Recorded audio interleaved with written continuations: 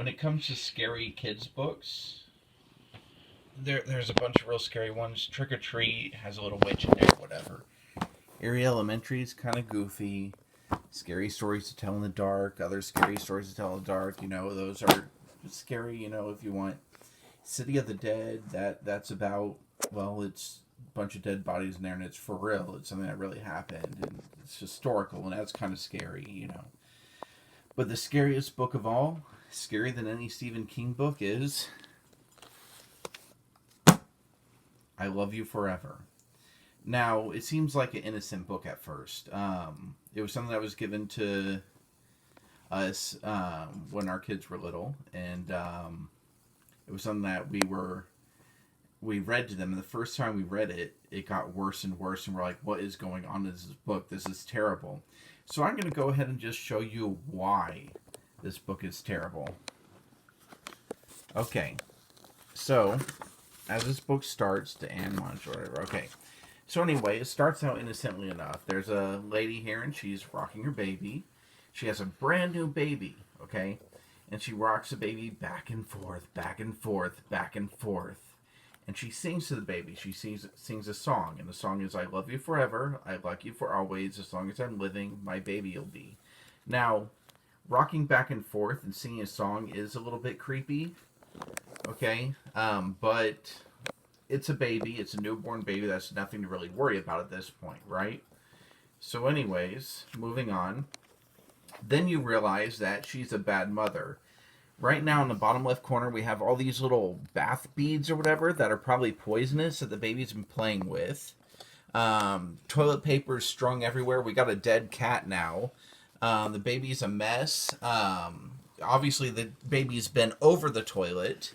She doesn't pay attention to the baby to make this big of a mess and this loud. The coat rack is at baby height for some reason. Not coat rack, the towel rack. We got toothbrushes with toothpaste and stuff like that the baby should not be swallowing, that obviously the baby took a chunk out of. She doesn't care about the baby when the baby's awake. The baby's just covered in goo, shampoo over here, And she's saying, this kid is driving me crazy. Well, watch your kid. Talk to the kid. Your kid's seeking attention. That's the problem. Otherwise, he's going to be eating more toilet paper. Okay? And he found a watch in the toilet. Yay. So anyway, after that, she creeps up on four arms and legs, creeps up to the baby while he's asleep, and says, rocking him back and forth, back and forth, back and forth, she sings, I love you forever, I like you for always, as long as I'm living, my baby will be. Okay. So that was a little bit messed up. So you realize she's a terrible mother. She only wants to be around the child when the child's asleep. Okay, something's a little off there. Okay? So moving on. Now, we have another problem. This kid's a teenager. Right now. And he's chewing bubble gum. It looks like he has a bottle of wine under his arm right there. He's tracking dirt in, and yet somehow there's handprints here.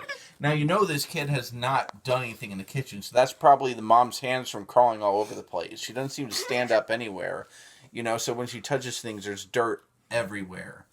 Okay? But, this kid is obviously getting into a lot of trouble since he has alcohol with him and a glove, like he's pretending he did something productive during the day, but it's not. And he's tracking dirt everywhere.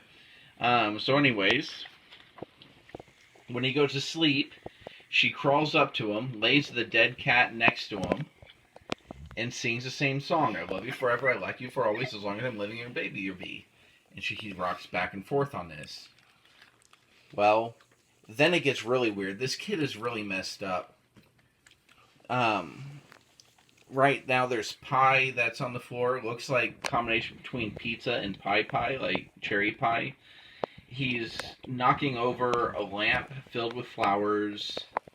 He's holding another lamp through the lampshade on the ground, singing.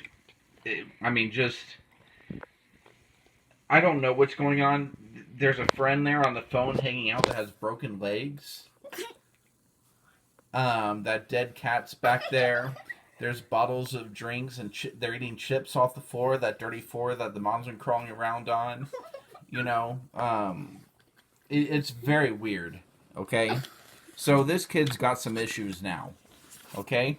But yet, look how she crawls into the room. She's literally sideways, crawling on all fours, and she can't walk in while the kid's asleep. She has to crawl in. There is something seriously wrong with this woman. She crawls in the time here. It's 1:30 in the morning. It says 1:30. She's doing this at 1:30 in the morning, sneaking up on him and crawling on all four legs. And she has a dead cat on his bed again. She's leaving that dead cat around. Probably beat with that baseball bat over there. The glove. Anyways, so what does she do? She picks up that great big boy and rocked him back and forth, back and forth, back and forth. And while she rocked him, she sang, "I love you forever, I like you for always, as long as I'm living, my baby you'll be." Now tell me that's not creepy, that she's coming into her child's room at that age. Moving on. So, the kid moves.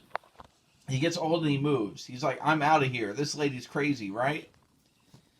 Well, guess what? Mama's coming after him with a ladder and a car. That's what's going on right now. The mom drives this elderly woman now that crawls all the time. Picked up a ladder, threw it on top of her car, tied it in like 200 knots to do one of the weirdest things ever. She puts the ladder out the window. Look how old this woman is. She tied that wooden ladder up, put it at the window, goes and sneaks in while the guy's asleep. And he's not a kid anymore. Yeah, and still, that dead cat is somehow all over the place, stretched out. So what does she do? What does she do? What does she do? She picks him up and rocks him back and forth. This is like a 35-year-old man at this point. And she's sneaking in his bed and rocks him back and forth and sings, "I love you forever, I love you for always, as long as I'm living, you'll be." No wonder why this guy's not married at this point.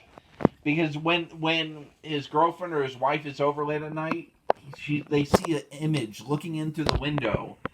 And he's like, "I think I see an old lady over there looking at us. We're on the second floor. No one's over here." You know what I mean? It freaks him out.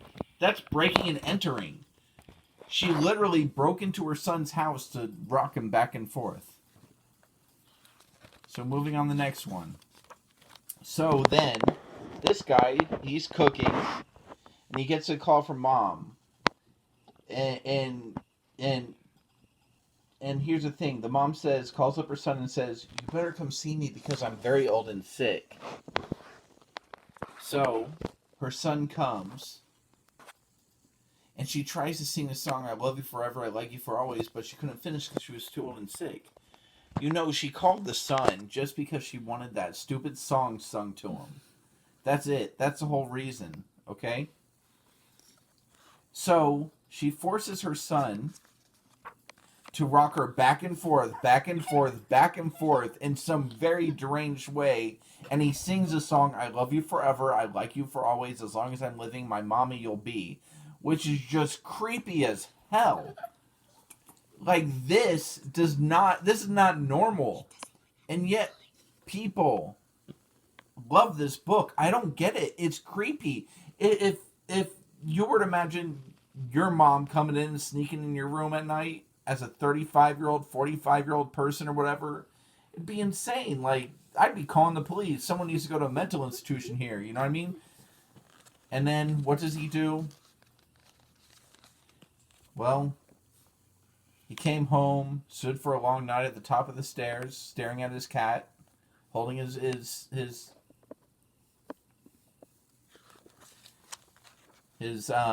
stair post, and he picks the baby up and sings the same song. "I love you forever, I love you for always, as long as I'm living, my baby you'll be." And that's probably the first time he did that to that child, because he felt bad for that child, because there's no way that baby went through the trauma he went through. Anyway, and that's how the book ends. That book is creepy as hell. Anyways, Stephen King, you gotta up your game.